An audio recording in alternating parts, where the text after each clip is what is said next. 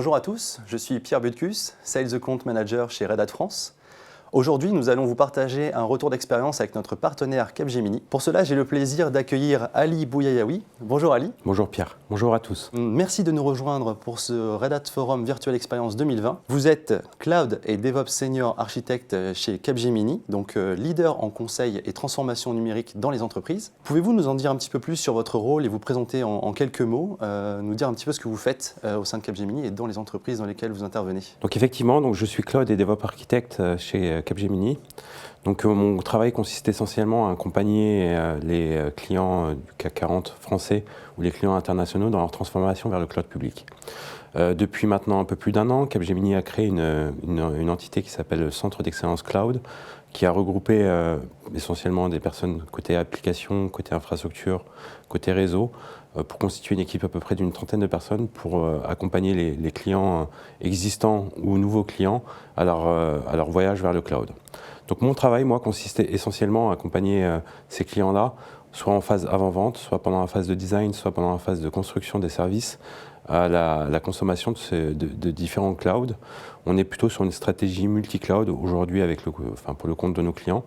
On travaille aussi beaucoup la partie hybride cloud avec une partie on-premise et la partie cloud public. Et j'accompagne donc mes clients sur cette partie création des environnements sur les différents cloud providers, que ce soit Microsoft, Azure, Google, voire les nouveaux entrants chinois type Alibaba et autres. Et puis, je constitue avec le client et design une nouvelle approche, une nouvelle façon d'aller consommer ces services sur le cloud public, à travers notamment de l'automatisation, des CMP, tout ce qui va être monitoring, supervision, etc. L'objectif étant de revoir un peu son écosystème avant d'aller consommer les services sur le cloud public, que ce soit du IaaS ou du PaaS. D'accord, merci pour ce partage, Ali. Donc pour revenir un petit peu plus sur le spectre d'intervention de Capgemini, pouvez-vous nous en dire un petit peu plus sur les services délivrés par Capgemini dans les entreprises? Tout à fait. Donc Capgemini a industrialisé cette approche vers le cloud, et accompagne les clients sur les différentes phases qu'on peut retrouver dans une transformation vers le cloud public. Donc la première phase essentiellement qui est constituée d'assessment. Donc on a développé une offre à travers un outil interne qui s'appelle AMP et qui permet d'assesser les clients et de connaître l'intérêt et le gain à ce qu'il y aurait à aller sur du cloud public. Donc c'est une des premières phases et qui est essentielle chez les clients aujourd'hui, c'est de s'assurer déjà, avant d'aller construire des landing zones et d'investir massivement sur le cloud public, si l'état et le parc applicatif du client est adapté. Ensuite, dans la continuité de cette offre d'assessment, nous avons créé une offre AMP qui permet d'accompagner les clients à la migration vers le Move to Cloud, donc à travers plusieurs approches, une migration lift and shift, c'est-à-dire qu'on reprend les environnements tels qu'ils sont pour les migrer sur les différents cloud providers, et en l'occurrence en choisissant la meilleure solution vis-à-vis de l'application. On peut aussi être amené à transformer les applications du client pour les rendre un peu plus adaptées au cloud public. Et la troisième offre, toujours dans la continuité, consiste à justement mettre en place un framework d'outillage qui va permettre justement au client d'assurer son exploitation et son administration sur les différents cloud providers. Donc en tête de pont, on va retrouver une CMP qui est transverse et les différentes solutions d'automatisation, de monitoring à base de solutions open source ou éditeurs. Donc voilà, on a vraiment industrialisé ces trois approches-là. C'est des offres distinctes. On a des clients qui peuvent consommer les trois briques de services. Derrière, Capgemini est en mesure de fournir les services professionnels services ou les services d'exploitation et d'administration. Mais ce n'est pas obligatoire, c'est-à-dire que le client peut être autonome sur son administration. Par contre, avoir une approche un peu industrialisée, avec des retours d'expérience assez importants. On a un peu plus d'une centaine, voire 200 clients aujourd'hui qui ont utilisé ces services-là. Et le cas concret qu'on va vous présenter aujourd'hui est un exemple et un retour d'expérience de la consommation de ces services-là, avec bien sûr Red Hat comme partenaire. D'accord, donc un spectre très large d'intervention, on comprend bien. Et pour revenir du coup sur l'expérience dont on veut parler aujourd'hui, donc auprès d'un client en particulier, donc pouvez-vous nous parler un petit peu plus donc, de ce projet autour de l'automatisation sur lequel vous êtes intervenu chez un grand acteur du secteur de la santé. Pouvez-vous nous en dire un petit peu plus sur ce projet? Bien sûr, donc en effet, on est intervenu chez un acteur de la santé qui, dans cette période un peu particulière, avait d'autant plus besoin de son système d'information et qu'il soit le plus efficient possible. Donc on est intervenu dans une phase très globale, très importante, donc, où la partie cloud public et la partie automatisation et la transformation vers le cloud public était une des briques de service qu'on a proposées, mais qui était essentielle. C'est-à-dire que le client disposait d'un SI on va dire un peu vieillissant, pas forcément très hétérogène, et avec des entités métiers, elles, qui avaient des besoins de plus en plus importants, d'innovation, enfin des besoins d'innovation de plus en plus importants. Donc on a accompagné ce client-là dans le cadre de sa transformation vers le cloud public. Donc celui-ci est parti sur une stratégie multi-cloud, donc en choisissant les 3 grands acteurs du cloud public, voire d'autres sur certaines régions. En l'occurrence en Asie et en Russie, on bénéficiera d'offres différentes. Et ce qu'attendait notre client de la part de Capgemini, c'est qu'on puisse effectivement l'accompagner dans le sens revoir ses briques d'outillage, travailler avec lui la façon dont on allait migrer les environnements, étudier en amont, à travers les phases d'assessment, le ROI associé en fait à cette transformation et cette migration vers le cloud public. Donc toutes ces phases ont été initiées de notre côté, bien sûr en partenariat avec le client et de nos différents partenaires, dont Red Hat. Et donc on a retravaillé avec le client la définition de ces landing zones. Donc on a redesigné l'ensemble de ces landing zones sur les différents cloud providers. Donc on a commencé avec Azure, qui était déjà consommé par quelques entités métiers. Puis on a enchaîné avec AWS et aujourd'hui on est en train de finaliser avec GCP. Donc on a défini toutes ces briques-là. On en a profité pour retravailler avec lui certaines briques d'administration, donc des solutions transverses aux différentes plateformes. J'entends par là que lorsqu'on va vers le cloud public, on a besoin de s'appuyer sur des solutions pérennes, sur des solutions qui soient très transverses et qu'on puisse utiliser qu'importe le cloud qu'on consommera. Pour vous donner un exemple concret, il faudra, lorsqu'on ira vers du cloud public, une stratégie multi-cloud, s'appuyer sur un IPAM pour pouvoir gérer l'ensemble des adresses IP. Il faudra, et ça c'est un conseil fort que je donne à l'ensemble de nos clients et des personnes qui nous écoutent aujourd'hui, aller partir dans une approche automatisée, c'est-à-dire aller consommer du cloud public, ça n'a de l'intérêt que si derrière tout a été automatisé et quand on est en mesure de choisir la plateforme la plus adaptée en fait à l'application qu'on souhaite migrer. Donc voilà, d'une première approche où on est venu pour designer les landing zones, on s'est retrouvé très rapidement à retravailler certaines briques centrale du client, donc la partie IPAM, la partie automatisation. On a fourni notre offre CCP avec la couche de CMP et on s'est retrouvé avec certaines briques qui ont continué à subsister, qui existent encore, qui existaient avant notre arrivée, donc, et en l'occurrence la brique ITSM, ServiceNow, qui est une brique centrale pour client, qui est la clé de voûte, on va dire, à la consommation vers le cloud ou des différents services qui existent, plus l'intégration de ces nouveaux services qu'on pourrait proposer. D'accord. Donc un large panel d'interventions chez ce client, encore une fois. Merci Ali pour ce partage. Comment avez-vous du coup accompagné de manière, on va dire en termes d'offres, comment avez-vous accompagné le client dans le choix de la solution et de son déploiement? Alors, sur les parties cloud public, très clairement, le client avait un peu en tête les différents partenaires avec lesquels il souhaitait travailler.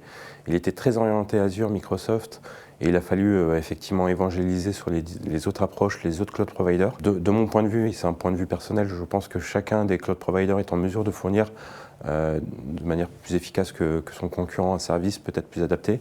J'entends par là, sur la partie Azure, effectivement, on a plutôt tendance à privilégier une approche en mode PaaS, plutôt une approche en mode IaaS avec des services complémentaires sur la partie AWS, etc. Donc il a fallu effectivement évangéliser auprès de ce client sur les différents avantages que pouvaient fournir les différents cloud providers. Et on a surtout et essentiellement travaillé sur la simplicité et l'ergonomie de pouvoir y consommer ces services. J'entends par là que le client dispose d'un centre de service aujourd'hui qui est assuré par ses équipes internes et par un partenaire.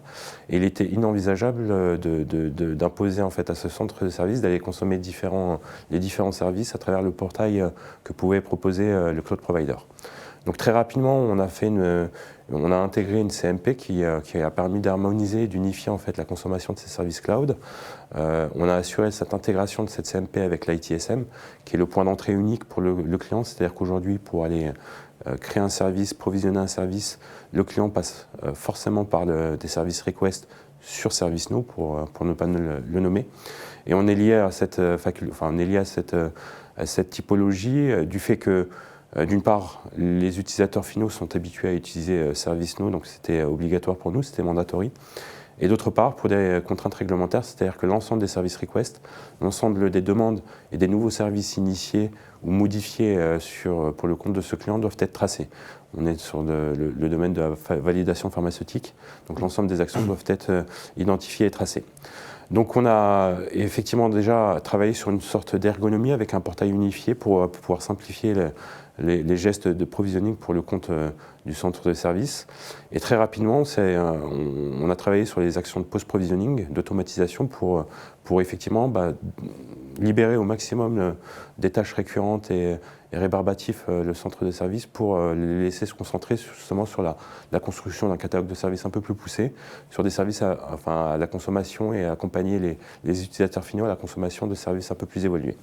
Donc cette brique d'automatisation a été orientée multi-cloud, c'est-à-dire qu'on a commencé à travailler sur Azure, la post-provisionner, c'est-à-dire on assurait le provisioning à travers ServiceNow et la CMP, et la partie post-provisioning était assurée par Ansible Tower derrière, qui, à travers une trentaine de scripts, devait assurer l'administration et l'exploitation bout en bout de la VM.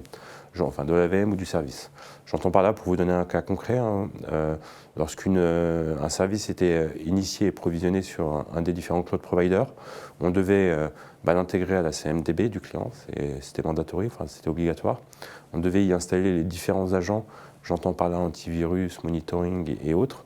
On devait s'assurer d'un certain nombre de scripts de validation pharmaceutique, s'assurer que la VM était correctement configurée, correctement post-provisionnée. Donc toutes ces tâches-là, qui à l'époque étaient assurées de manière manuelle par les équipes du centre de service, sont aujourd'hui portées par la solution Ansible Tower et sont automatisées. Vous pouvez le comprendre, c'est que lorsqu'on avait besoin d'entre 24 à 48 heures pour créer une VM et la provisionner et la configurer dans l'écosystème du client, il nous faut aujourd'hui à peu près une quinzaine, voire une vingtaine de minutes pour créer une VM dans un des cloud providers existants. D'accord, donc vraiment un gain de temps très important, on l'entend bien. Également le fait aussi que le client puisse se recentrer sur des tâches à plus forte valeur ajoutée, ce que je comprends aussi de votre discours. Donc merci beaucoup Ali. Aujourd'hui, sur ce projet, donc on a bien compris les différentes étapes que vous avez menées. Où en êtes-vous aujourd'hui dans la mise en place de ce projet? Est-ce que vous avez déjà des résultats? On en a entendu certains. Est-ce qu'il y en a d'autres? Est-ce que vous aurez un autre conseil à apporter aujourd'hui aux gens qui nous écoutent? Aujourd'hui, dans le cadre du projet, alors l'automatisation, ce qu'il faut avoir en tête, à travers les solutions que vous proposez, que Red Hat propose, l'automatisation, effectivement, elle ne se fait pas à T0, c'est un travail continu, c'est-à-dire qu'on est dans l'optimisation continue. Aujourd'hui, en termes d'intégration et dans la stratégie multi-cloud pour le compte de ce client, on a intégré 2 cloud providers que sont AWS, Azure. On a assuré l'intégration de notre offre CCP, donc Capgemini Cloud Platform, avec l'ITSM du client. Donc il est en mesure d'aller consommer des services aujourd'hui sur les différents cloud providers. On a commencé basiquement avec des offres en mode IaaS, donc Infrastructure as a Service, donc basiquement une VM avec un OS.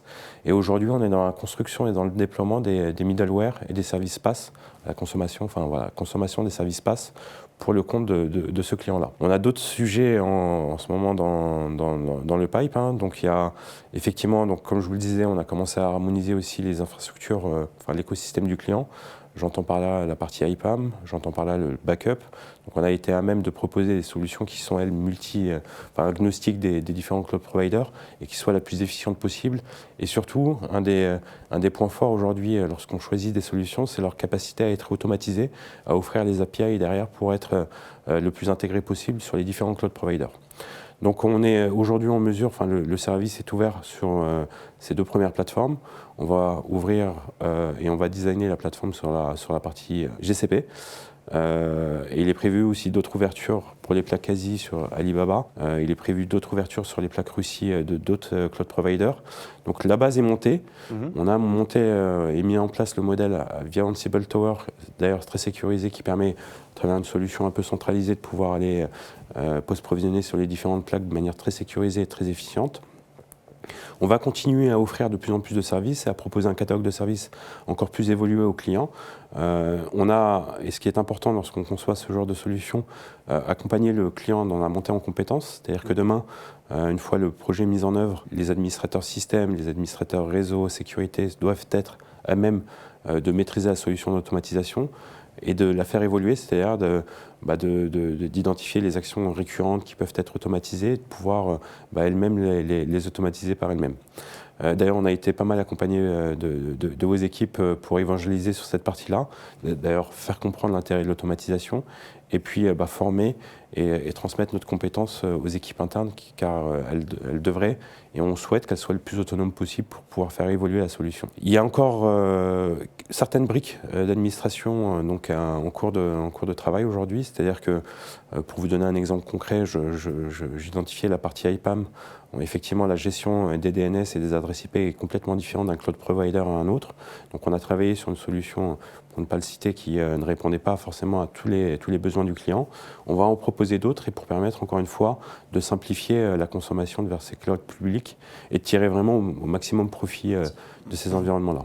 Il y a d'autres points qui sont en cours de discussion, dont la stratégie conteneur, dont on espère que Red Hat saura nous accompagner et accompagner le client sur ces points-là. Et encore une fois, c'est de monter vraiment de plus en plus sur les couches. On a automatisé les premières couches IaaS. On commence à automatiser les couches PaaS et on voudrait aller encore plus sur les niveaux de services qui sont attendus par les entités métiers, qui pour certaines ont besoin de services en mode SaaS, pour certaines ont besoin de grosses performances informatiques pour faire des calculs, notamment pour le calcul du vaccin, de certains vaccins et de certains médicaments. Donc voilà, on a vraiment une hétérogénéité des besoins. On a à peu près une dizaine d'éléments dans le catalogue de services aujourd'hui et on espère d'ici la fin d'année passer à 15 et que le client soit de plus en plus autonome derrière à construire lui-même les différents éléments de son catalogue de services et à le faire évoluer. D'accord, donc pas mal de choses encore à instancier, une éducation aussi à faire chez ce client, sur en tout cas tout ce qui va toucher à l'automatisation et comment aussi profiter quelque part d'une solution qui est relativement large en termes de use case et d'usage. Pour ouvrir un petit peu aussi les perspectives, aujourd'hui vous avez une visibilité sur d'autres projets qui pourraient être menés chez ce client. Alors j'ai entendu la conteneurisation, ce genre de choses. Est-ce que comment vous allez vous y prendre éventuellement, ou qu'est-ce que vous avez en tête aujourd'hui pour avancer sur ces points-là chez ce client? Pour le compte de ce client-là, effectivement, donc on s'est tous focalisés, en l'occurrence l'équipe Capgemini quand elle est intervenue chez ce client-là, je vous disais dans le cadre d'un projet vraiment global. On s'est vraiment concentré à la consommation vers le cloud public.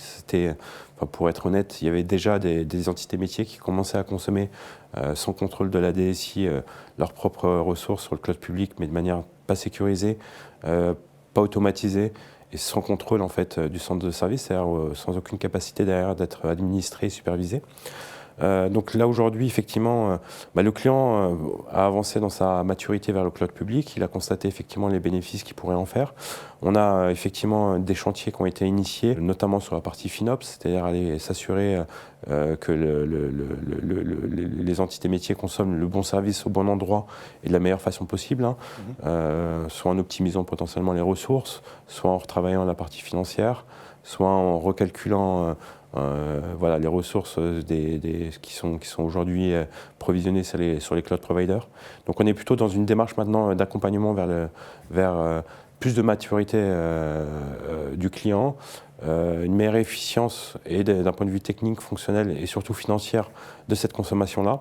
Et effectivement, comme je le disais, on était peut-être dans un premier temps parti sur une stratégie zéro data center, c'est-à-dire que le client avait en tête que l'ensemble de ses workloads et de ses applications migreraient vers le cloud public. Pour être très honnête, j'avais déjà des doutes à l'initialisation de ce projet, mais ça a été confirmé. Donc on va maintenant aujourd'hui s'atteler à en fait intégrer la partie on-premise dans cette démarche-là, dans cette démarche d'automatisation et dans la démarche globale d'harmonisation et d'unification. Et effectivement, on a des sujets qui sont ouverts aujourd'hui concernant la containerisation, donc sur potentiellement de l'OpenShift qui pourrait répondre à des use cases chez le client. On a plein de sujets, des sujets qui concernent aussi la partie intelligence artificielle, la partie automatisation, mais vraiment en mode CI/CD, donc avec une transformation du delivery model en mode DevOps. Donc voilà, il y a des sujets qui ont été en partie ouverts, sur lesquels on va devoir se positionner.